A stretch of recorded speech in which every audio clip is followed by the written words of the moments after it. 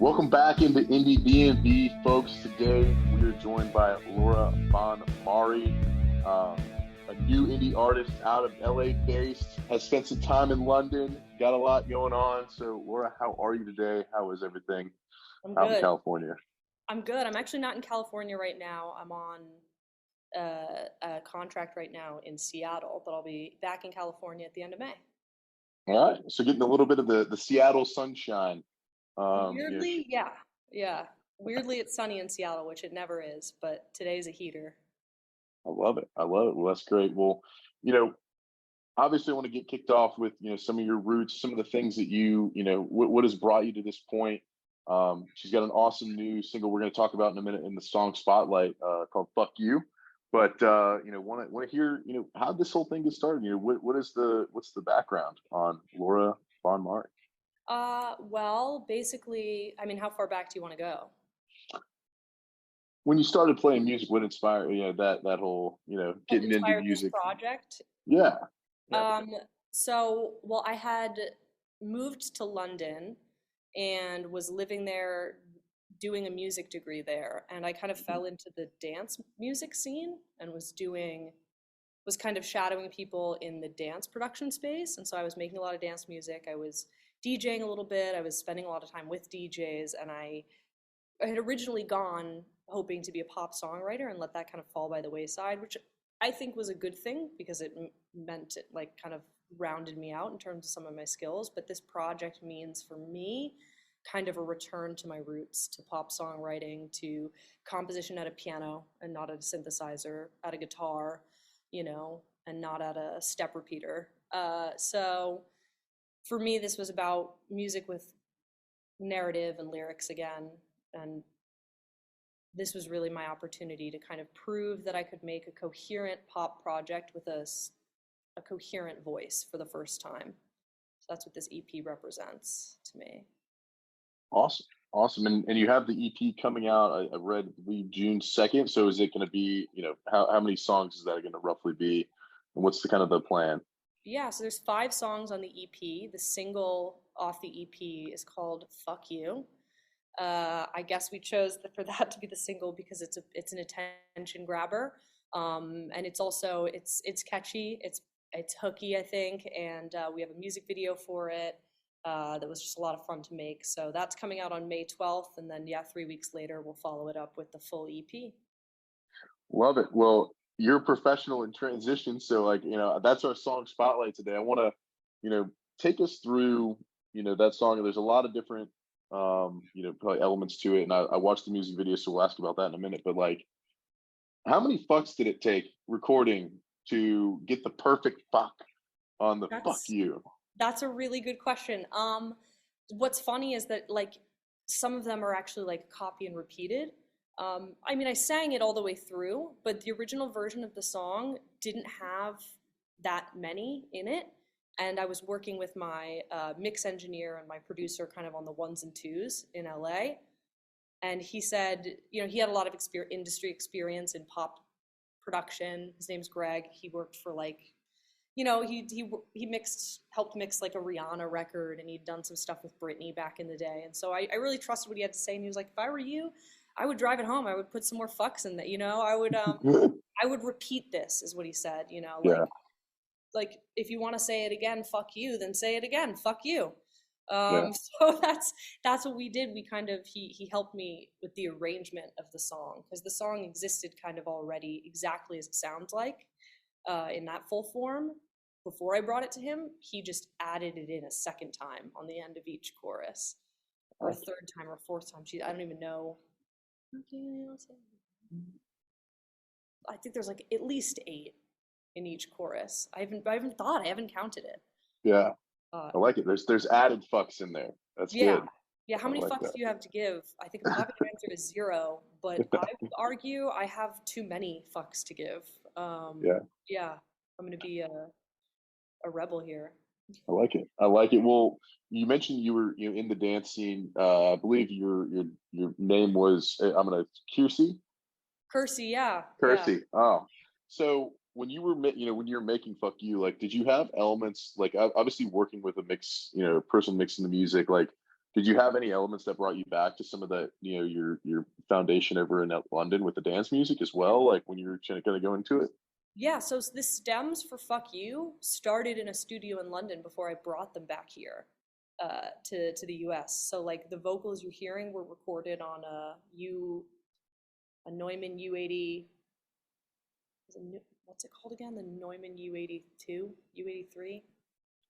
Am I saying that right? That I have famous no idea. microphone that we all love.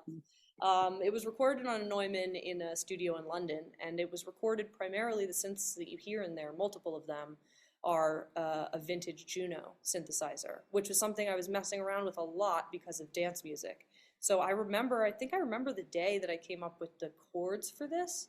I was working on like a dance track, and I played chords that were kind of a little bit more, you know, jazzy, as I think you Hmm. can hear from the song. There's some shifts, some movements in the chords that you wouldn't maybe traditionally hear uh, in a lot of pop music or in dance music. And I was just like, oh, I think I'm writing kind of like an indie kind of slightly jazz inspired pop tune right now. And so I just leaned into that. Um, but yeah, so the Juno synth was a big part of my dance experience, and so I just brought it over to the pop sphere. I like it. I like it. Now, do you feel like that part of your era like has helped you, in recording the EP here and just being able to know, I know they're not exactly the same, but like being able to know that world a little bit, because has that brought some elements into, some of the EP, kind of, obviously you wrote this one at first on, some of the like, synth, recording. So has it helped at all, with your work that's coming out in June? Yes, absolutely. A lot of these songs started in London, which is a couple years ago now, but I think maybe that's something that people maybe think that they're hearing it for the first time, and so therefore it's very new to them. A lot of things I learned in London from some of my mentors that like the hit songs that I was hearing on the radio were started in 2014 and didn't make Yeah. it to the radio until 2018. Some of these things that feel fresh and new to us have actually been on someone's hard drive in some form or another for years. So that's kind of, so I brought like a lot of these songs, except for Fog, all of these songs at least started um, in a studio somewhere in London. And I definitely would say that working in the dance industry, or like working in the in the background in studios where dance music was being created, and getting to learn how vintage synthesizers work and getting to put my hands on a drum machine for the first time that wasn't in a computer, that was like a real vintage drum machine, like a Lynn drum machine. Definitely informed, I think, gave me more tools, I think, to express myself, even as a pop artist. I mean, there's tons of crossover. Like, I don't know that you can say where pop dance ends and pop begins. I think we all know it when we taste it, maybe. But yeah, they were all really informative experiences, and I used a lot of analog synthesis on this album to program bass lines. Not all of these are played on. All of the bass lines are played on, an actual electric bass. Some of them are actually a Juno or a Jupiter, or um, yeah, we had this Roland in the studio that I think I used for one of them. So definitely, Cool. I like that. I like that kind of, melding the worlds together. Although, nowadays it seems like there's like you said, there's a little bit of a lot of crossover between those two. Mhm. One of the things that there's the lyrics are pretty, pretty stark compared to the melody and the overall vibe of the song. It's, you would think you're writing a harmless love song to somebody, if you were to take the words out of it, but then you put the words in and it's like, man, okay. Yes. So, talk about writing those lyrics and talk about, that, process and what, obviously there was some kind of heartache, some kind of, event that happened. We don't need to dive into that. I'm not Dr. Phil, but like, obviously it inspired you in some way. So I'd love to hear about, writing process of the lyrics part of it. Yeah, that's an interesting question. I think I really like making music that makes me feel good. And so for some people are like diehard Phoebe Bridgers, I want to cry in my room. And there is a time and a place for me when that is absolutely what I want. But in terms of the music I feel compelled to create, or at least I did a few years ago, that has led to this EP, and that I definitely still write music a lot like this today, is that I write it because I want to feel good. And so I tend to write these songs, like you noted, that are kind of harmonically like sweet, harmonically really fun or bouncy, or sound like lush, or like, yeah, harmonically rich and beautiful, and that you wouldn't necessarily think that I would pair something compositionally that sounds like that, with such verbal salt, I guess, because the song, for anyone who hasn't listened to it or hasn't listened to it in its entirety, is obvious. It's called "Fuck You," and it's basically about a relationship that went sideways because the person I was seeing had more of a love of kind of being center of attention, and liked to party hard, and liked to, I don't know, maybe just liked popularity a little bit more than they liked anything else, really. Mhm. And so I basically just got sick of their kind of like incessantly self-indulgent ways, and was like, listen, actually, you can go fuck yourself perpetually. Uh, Yeah. I'm done with this. And so I don't. When did it happen that I put these lyrics with those chords? I don't even think I could tell you. I think if you asked me about any of the songs I'd written, I like, lyrically, it happens to you kind of like in a bolt of lightning. You just are like, oh, like a phrase will come to my head, and I swear to God, I was probably just sitting at the Juno playing these chords, and a melody like na na na na na na na, like probably came into my head, and I just put words to it, and I was like, oh, I know what this song is going to be. It's going to be this really salty, um, like kind of breakup song, where I break up not just with a person, but with everything they represent. Yeah. So, I and I love like that. that juxtaposition. I like it. I like it that it's on the surface kind of like Lily Allen's "Fuck You."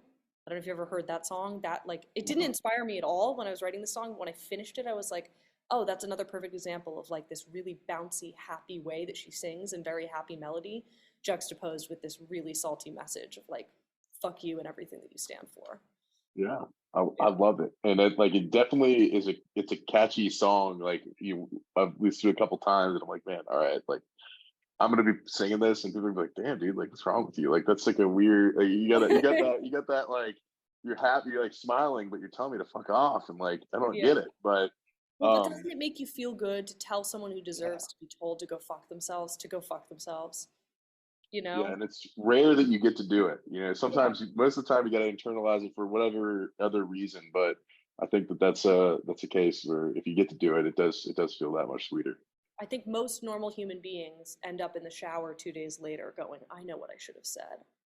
Like everybody ends up somewhere like on a long drive 3 days later. And I was like, I actually think I'm furious with this person. And I didn't express that in the moment. And I think music, art, poetry, any form of expression that happens after a feeling or during a feeling gives you the opportunity to really, in a really raw and authentic way, say exactly what's on your chest. Yeah, Yeah. I love that. It Well, was the fun. music video is interesting. Like it's like a scrapbook. It looks like a ton of photos. Is that just somebody Like, is that the actual person, or is that like who is in the music video? Is that, Oh or did yeah, you? no, that's an actor. Her name Okay, is all right. Angela. She's really sweet. She's a really nice person. She definitely does not deserve to be told to go fuck herself at all. She is wonderful to work with. Awesome. I was like, man, this would be a wild turn if this is the actual person, and That would we be have just hilarious. all these photos in front of them. That would be hilarious. I don't know that weirdly, this person is kind of like a creative, and so I could see a world in which I float this to her, and she's like, actually, I kind of fuck with it, but we don't speak anymore, so I Yeah, wouldn't ask, but like weirdly, I think if I did, she'd be into it. If it weren't so personal, she might be like, oh, but it's really personal, but like that is conceptually hard as fuck. Like yeah, reuniting, even though we don't speak to each other, just so that we can make a music video together. But she's very much the antagonist uh in this music video, and so like I can see I could see her being like absolutely not. I think my favorite part was when the person ate your ice cream, and I was like, man, like that was a fighting moment. If somebody leaned over and just ate my ice cream in front of me, I'd be like, Mhm. "You kidding?" Like that would be over for me. But By a you know, thousand licks. oh God, Yeah. unbelievable. Like, do you know But that phrase, like death by a thousand cuts? Like yeah, a tiny amount of injustices amounts to you emotionally or physically bleeding out on the floor. Like, I think that's the way these things, it doesn't start with her eating my ice cream. It starts nice and light and fun, and we have a good yeah. time with each other. And very slowly, she starts to metaphorically take my ice cream more and more and more and more often until I tell her to go fuck herself. Yeah. I love it. Well, if you haven't checked it out, video is out May 12th, 2023. If you are listening to this retroactively, go back and listen to it. Yeah, I think it's something that totally worth the view because it really gives a great photo. I think the music video is something that's like lost on our generation because we don't have pop up video and like that those things aren't as popular as they used to be. But when there's something put together that's awesome, I think like definitely it's always worth checking out to really put a visual to the music and really get a good flow to it. So that's a really cool piece of it. But transitioning as you like write songs, right? you know, when you look at how you're going to perform them live, do you write that with that in mind? I know you have some dance music experience. I've been to a few EDM shows. It's a very unique experience. I've been to a lot of indie shows. It's a very unique experience. So like when you're melding these two worlds, and not necessarily that all of your all your tunes are going to be like that, but what does that look like for you? From the studio to the concert venue. That's an interesting question you asked me. Because I don't perform live. Obviously, we've been in a pandemic, right? And so I've been like nurturing these creations of mine kind of behind closed doors, and they're ready to come out into the world. Um, and they're definitely ready to be performed live. I would love to perform them live. My experience with live performance, though, is primarily a handful of like DJ gigs in London. Hmm. Um, I say a handful because, like, primarily I'm a studio rat. Like, what I do is I stay in studios.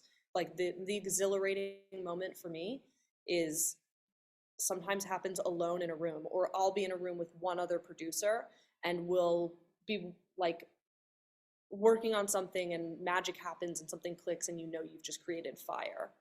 And there's just like this explosion of energy in the room when you're onto something good. That's what gets me going, is the production, is composing, producing, songwriting. um, I wouldn't say no to performing these songs live, but I would have to rehearse them. I would probably want to put together a little band, something that I'm passionate about, that I would really want to do. I hope to do maybe over the summer or early fall. See if I can rehearse and put something live together. But most of my experience is DJing, except for the odd like piano recital when I was a kid. Interesting. So, will it be like if you were to tour as Laura Von Mari, it would be your first kind of foray into something like that? Yeah, I know that's really weird to say because so many amazing artists are, to their core, are live performers, and I'm really the Yeah, opposite. Like, I make music in this really cushy bubble vacuum that we call a studio. I literally sit in like a padded room and I play things over and over and over again until they're perfect. Live is yeah, not like that. Live is, you rehearse and you rehearse and you rehearse, you do it over and over and over again so that you get it right when you're up on stage, and it all yeah. happens in an instant and then it's done. I'm definitely very enticed by the idea of performing these songs live. I love that. I love But it's that. the Well, opposite of, I studied production. I studied being in the studio. I studied engineering and production, like being behind the glass. interesting. So, Interesting. Well, you do have, I mean, like, it sounds like you have some experience, as you were growing up with, piano, guitar. You mentioned those two as part tools in your tool belt. So, have you done any other live performance? You mentioned piano recitals. Anything else you've done in that capacity as well, or yeah, like, well, so funny enough, my dad is a piano teacher and has been my entire life. So my first instrument was piano, and so growing up, I did a lot of piano recitals. Um, I played classical at the time, and that shifted once I was probably 13, 14. No, I definitely I got back into classical when I was like 15, 16, 17, and then I mostly just got into composition, writing my own songs and stuff like that. But yeah, no, I've sung on stage like with a friend of mine, like at an open mic and stuff before. I don't have anything against it. It's just never been a part of my life. I was never that kid who was in bands growing up. I was that kid who was like alone in my room experimenting with like sounds, Interesting. Well, I'm excited to see as if you do end up going on the tour, to come Hmm. on to Atlanta. I mean, we'll be here ready for you. Yeah, Excited to see what I you come hope up to. with on that front. I really hope to. I wouldn't want to do it alone. Some artists have the fortitude, I think, to get up on stage alone. Um, I I like to be alone a lot when I'm in the studio. I think I would want the opposite experience on stage. I would want to have people with me. I would want to have, maybe I'm singing in on guitar and somebody else is on keys, someone's on bass, someone's on drums. That always intrigued me. But I don't think I was ever like the kind of ringleader kind of kid who could assemble a band like behind me.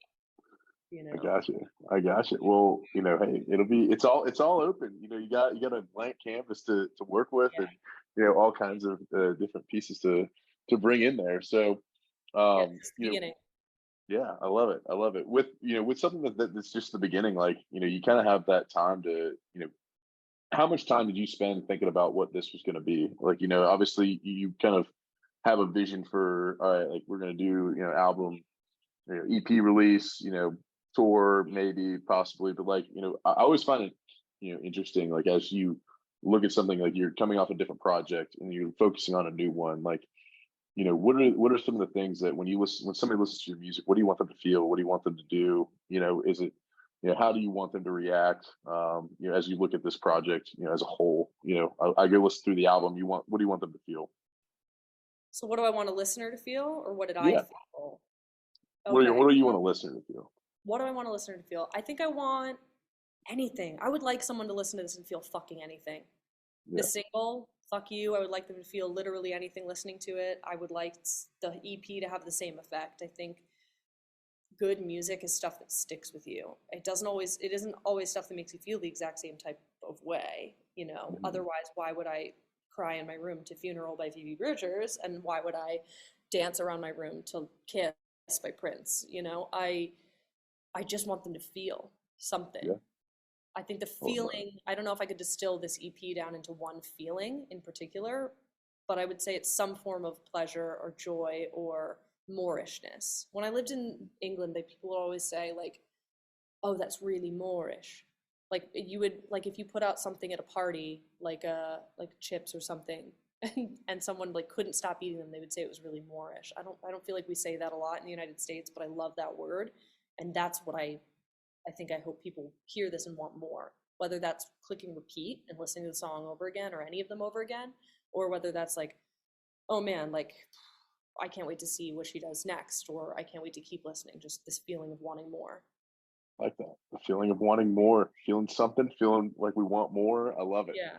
Well, Laura Von Mari, we've got you into the Indiebnb sphere now. Now you have to go through Pete Peterson's party pack of questions. Pete Peterson, 20 questions right in a row. Going to be this or that. So you'll go right down the line.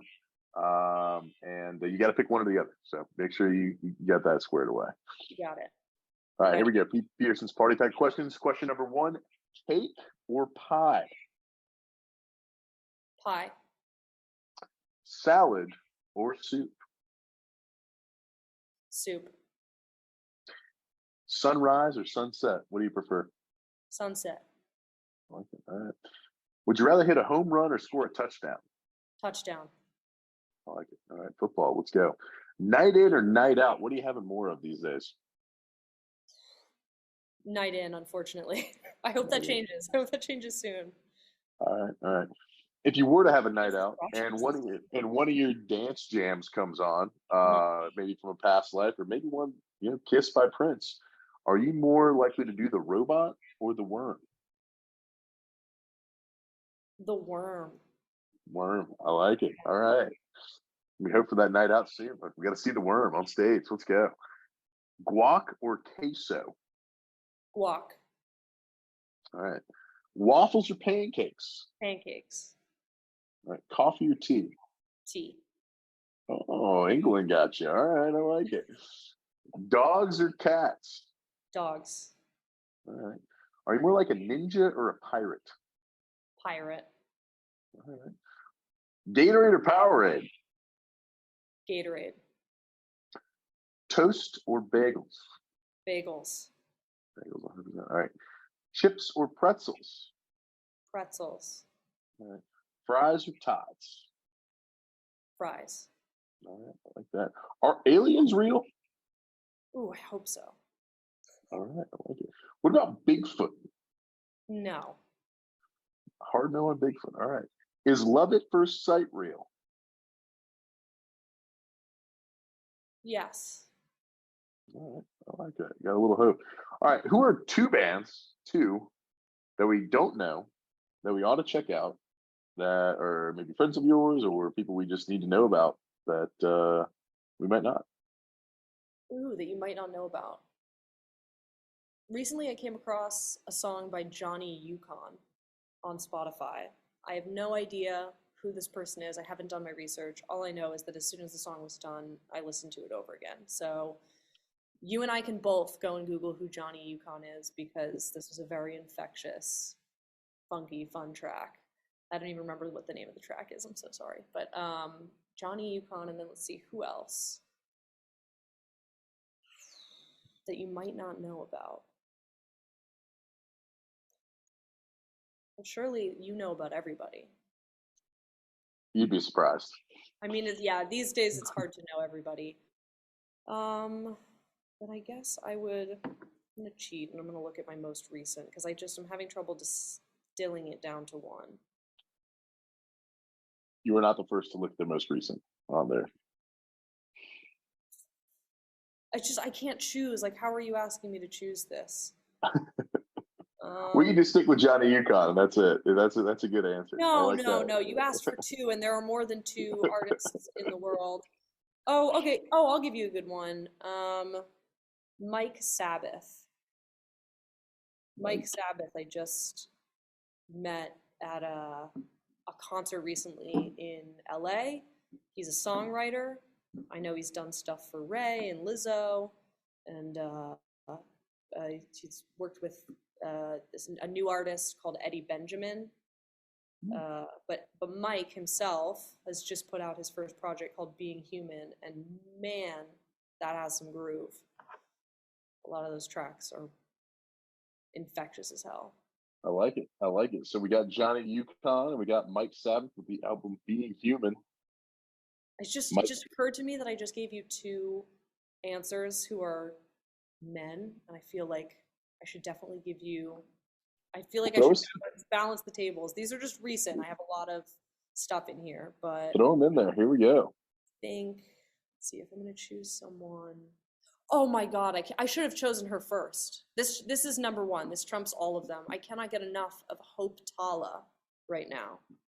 Hope Tala.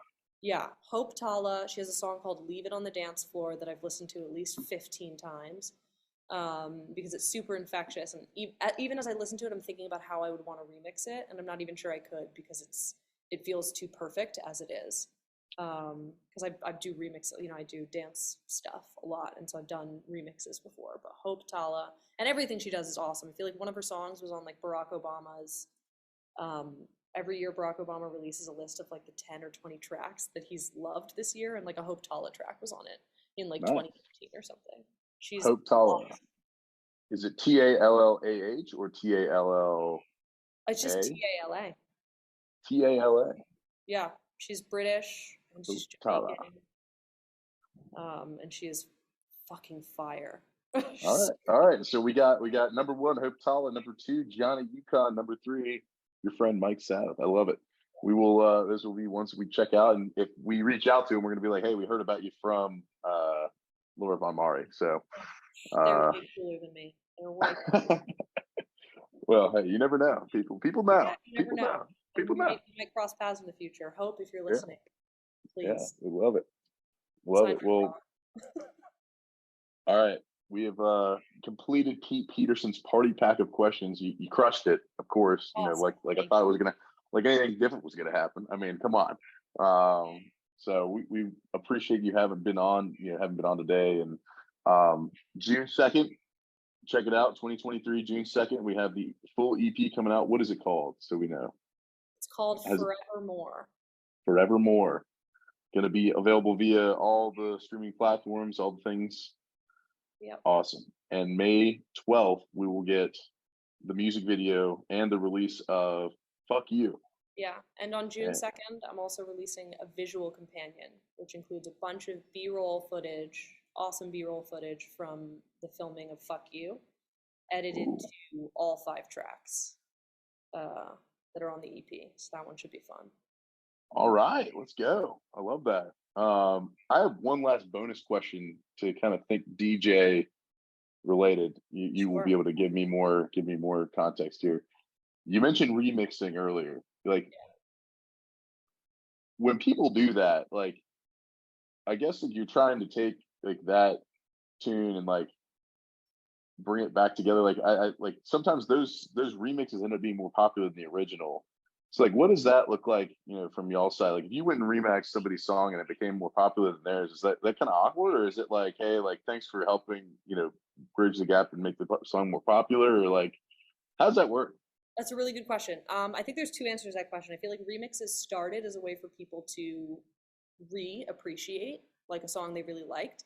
Nowadays, they're used as kind of like yet another marketing tactic, which is an awesome one, right? Like, let's say that you're an indie artist signed to, or let's say that you're an up and coming artist, you're signed to a major label. The major label might want to drum up interest in your project, in upcoming, like for example, pop or indie pop project by picking one of the songs off of your album or multiple and hiring or like contracting out a popular remixer, a popular like dance artist, EDM, techno. There's all Hmm. different kinds of remixes. There's house, there's garage, there's techno, there's EDM, there's drum and bass, but they might basically pay someone to remix your song with a big name so that they can plug you as an artist into a genre of fans, I think, that you wouldn't ordinarily have access to, right?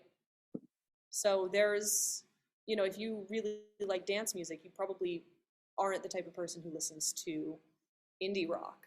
But I think if you had like a remix done and the content was good enough, you might drive interest in your projects. I think that's one of the tactics that they use. As for why I remix in particular, I've been working on this passion project for a few years now, where I only remix things by like non-cis men, I would say, like female, non-binary, trans artists, and I've been calling them the femixes, like female mixed with remix, and I want to put that out. But you need permission to release remixes, and so sometimes I remix songs. Maybe an artist gives me permission to remix it, but they've never given me permission to release it. And so they're just like on SoundCloud or something. But it's fun. It's fun because it's a way to reappreciate a song. I really believe that. Like there's this amazing song called "All I Wanted" by Hannah Cohen on the record label Bella Union, which you might know them from like.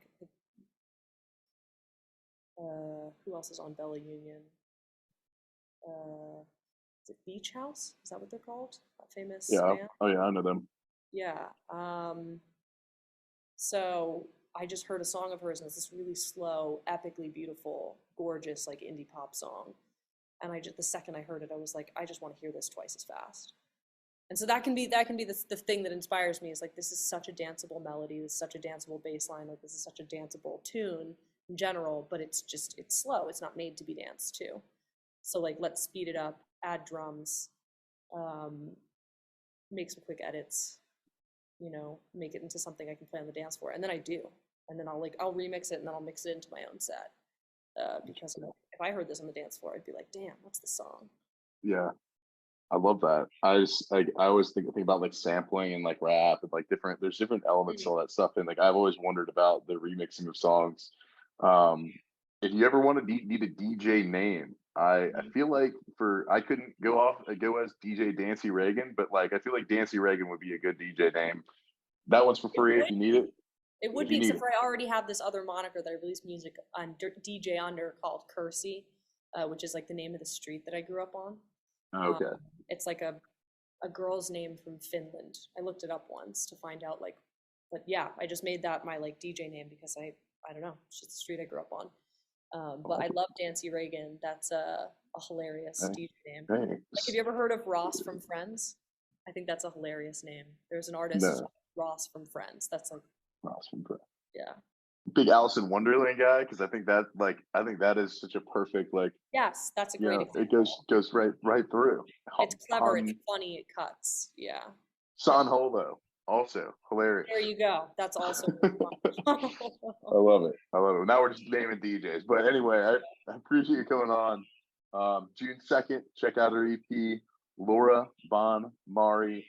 I'm going to mess it up if I keep saying it, so I'm just going to end it on a good one right there. June 2nd, the EP is out. Forever. God, you just said it 10 seconds ago. Come on. Forevermore. Forevermore. Come on, Grant. What are we talking about here? 10-second top. All right. Forevermore, June 2nd, Laura Von Mari. Thank you so much for coming into the Indie Of BNB. We course. appreciate Thank your you so time. much for having me, Indiebnb. Of course. Thank you.